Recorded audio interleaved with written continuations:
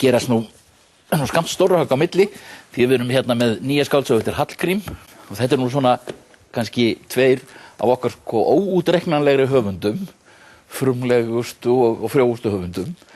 Hallgrímur með geysilega stóra bók, Konan við 1000 gráður, hún kom út fyrst í Þýskalandi og núna komin á íslensku nokkrum vikum síðar, fjallar konu, stórættaða konu og svona mjög ólíklega sögu hennar og þetta nú reynda byggt greinilega að hluta til á raunverulegum persónum. Sveinn Björnsson forseti þarna, sonur hans sem var nasisti en þó náttúrulega það ekki hægt að segja þetta er algjörlega frjáls skáldskapur þó að þessar persónur séu þarna. Já, Hallgrímur svo ótaminn sko og hann kemur víða við í þessar sögu. Viltu byrja eða? Nei, þú Nei, allt í lagi. En það sem ég vil segja að þetta Hallgrímur með sínum kostum og göllum. Mér finnst reyndar að þetta sé besta bóka síðan að Höfundur Íslands kom út. Já. Ég fullyrði það. Sko, aðalsögupersonan merkileg, skemmtileg. Þetta er kona sem eins og þú segir sjálf hefur dáið ótal sinnum, rís alltaf upp aftur, býr í þessum bílskúr og kjaftfor og getur verið ansi skemmtileg, kaldhæðin og hörð. En sko þetta er 477 síður. Þegar maður er svona fram að blaðsíðu 200 þá segir maður ótal sinnum stytta Hallgrímur, stytta. En hann styttir ekki. Það eru þarna kaflar í fyrri hlutanum sem að ég bara hristi hausinn yfir. Af því að sko húmorinn var stundum þannig að það var bara sko aulahúmor. Og þetta gerir mig oft reiða af því að svo margt sem er gott í þessu. Já, en er þetta ekki Hallgrímur? Sko, ef þú fer að stytta þetta, þá er þetta einhvern veginn búið að missa, sko, þetta æðir áfram með svona ólgandi hugmyndaflugi, nýsköpun í máli, skemmtilegri orðagerð, sumt er svaka fyndið, annað er ekki fyndið. Ég fagna því sem sko, mér finnst undir eins og þú fer að temja þetta of mikið, þá missir það lífið, sko. Já, mér finnst þetta sprúðlandi fyndin bók, sko. Það er margt mjög fyndið en ég get ekki sagt að hún sé það sko út í gegn. Það eru þarna hlutir sem að mér finnst bara ekki boðlegir og þá er bara eins og smástrákur sé, sko menntaskólastrákur sé að skrifa.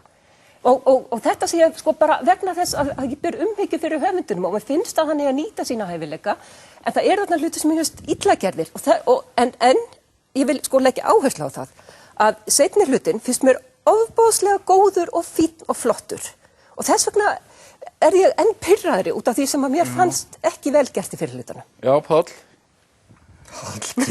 Hallgrímur pirrar Kolbrúnu. Jæja, nú sefur hann ekki vært í nótt. Jæja, en þetta er merkilegt. Það er kannski ekki málið. Þetta er merkileg tilraun.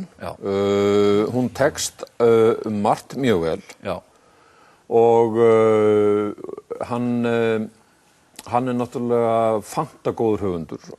Hann er að sýna það í þessari bók að hann er með hagari mönnum á mál og er að fara lengra í stíl fáun heldur en hann hefur gert áður. Þó er ég eiginlega fullir það. Já. Hann nýtur náttúrulega þeirra náðargáfu sem að fáum hefur verið gefin að hann er orðhagur þannig að hann smíðar nýyrði. Alveg stanslaust. Alveg stanslaust, látlaust. Já. Af mikilli smekkvísi og fyndni. Já, hugkvæmni vil ég kalla það. Já. Hann er að endurnýja málið. Já. Og jafnframt er hann náttúrulega að takast á við svona einóða manneskju. Hann er náttúrulega mjög hrifinn af einóðum manneskjum sem aðal drifkraftri eða drifskafti í einhverjum svona stórum, epískum sögum. Hún er ekkert langt frá Bödda.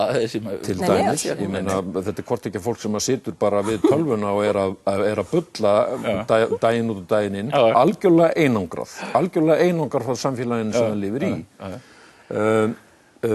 Hann er jafnframt að daðra við þá hugsun að hann sé að taka einstakling sem að mótast í algjörlega fornu sveitasamfélagi eða eyjasamfélagi. Stúlkan er alin upp í Breiðafirðinum, nánast við sko 1000 ára gamla búhætti. Þeyta henni inn í diplomasíu, frekar sveitalega diplomasíu íslenska lýðveldisins og draga hana síðan inn í í frísnesku eyjarnar og þaðan inn í Evrópu stríðsáruna. Það eru dásamlegi kaplar, frísnesku eyjarnar, frábær kapli, Kaupmannahöfn, frísnesku eyjarnar, Jóni Krabbe og svona alls konar hlutir. Það er eiginlega þunga miðjan í verkinu. Já. Sem sagt, frá því að stúlkan lendir í Kaupmannahöfn 7-8 ára gömul og þangað til hún að stríðslökin eru komin.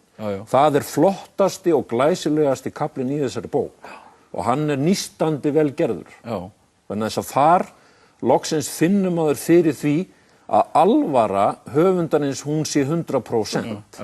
Í kringum hana eru til dæmis Hamborgarkaplinn, lýsingin á hjónabandinu í Súðavík, lýsingin á allri affurni, það sem það á þó að vera gríðarlega mikið drama í Suður-Ameríku, að það eru léttvægari kaplar. En alltaf er hann skemmtilegur, alltaf er hann andríkur, alltaf finnur hann mjög frjóar leiðir til þess að... Og ég finnst einhvern veginn þessi krafumann eigi að stytta sig, því að sumt í þessu minni minn nánast á Günter Grass sem að er svona höfundur sem skrifar einhvern veginn í svona nánast eins og einhverjum svona rússipanna upp og niður og þú veist, ég einhvern veginn... Fyrirgefur Hallgrími það að hann sé á langólfur af því að hann líkist eitthvað Günter Grass? Nei, Günter Grass er fyrirgefið þetta. Ég er að segja að þetta eru... Ég fyrirgef Günter Grass þetta ekki. Nei, þetta eru... Verkið kemur með þessum... Já, ég meina það er einkennið á verkinu. Það er einkennið á verkinu. Og það eru alltaf þessir útúrdúrar hjá Hallgrími og svona þessi leikur og hann getur tekið á líka, sko. Hann er bestur í alvarlegu köflunum. Er hann brilljant. Það er ofboðslega margt sem ég er hrifin af í þessar verkefni. Finnst þér þetta líka vera ójafnt eða hvað? Já, mér finnst það svolítið ójafnt, já. En það er greinilegt að bókin er, við Íslendingar, við erum farin að vera í rithöfundaútrás.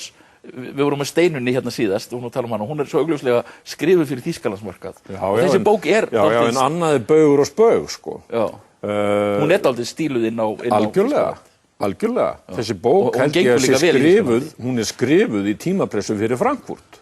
Heldur hún sé skrifuð í... Nei. Jú, ég held hún sé skrifuð í tímapressu fyrir Frankfurt. Já. Og hún er skrifuð fyrir Þjóðverja. Já. Hann er að leitast þarna við að taka fyrir stríðið og þáttöku Þjóðverja og alla hernaðarhugsjónina eins og hún lýsir sér í þessum rómantísku Íslendingum sem að gengu þjóðernistefnuna á hönd. Hann er að gera upp við það. En þetta er þessi persóna, Herbjörg, hann náttúrulega, hann fer í konulíki þarna og við erum að upplifa, hann er að skrifa heilmikið kynlíf hennar og nauðganir og alls konar hluti, þannig að hann er kominn með svona svolítið femínískt sjónarhorn. Já, enda ég meina maður óskaði þess einhvern tíma fyrir langa löngu að hann myndi skrifa í munn konu og hann er að gera það núna. Og það tekst að mörgu leyti mjög vel. En konu sem er algjör uppreisnarkona, en er líka jafnframt félagslega og samfélagslega þá er hún hrak og í rauninni útkast. Þannig að það er merkilegt ef maður fylgir þeim þræði í gegnum bókina, hvað hún er í rauninni mikið fórnarlamba aðstæðina allan tíman. Þannig að hún er það. Mér finnst þetta mjög merkileg aðalpersóna. Þetta er skemmtileg bók. Þetta er flott saga. Já, þetta er fín bók. Með sínu göllum. Með sínu göllum, já.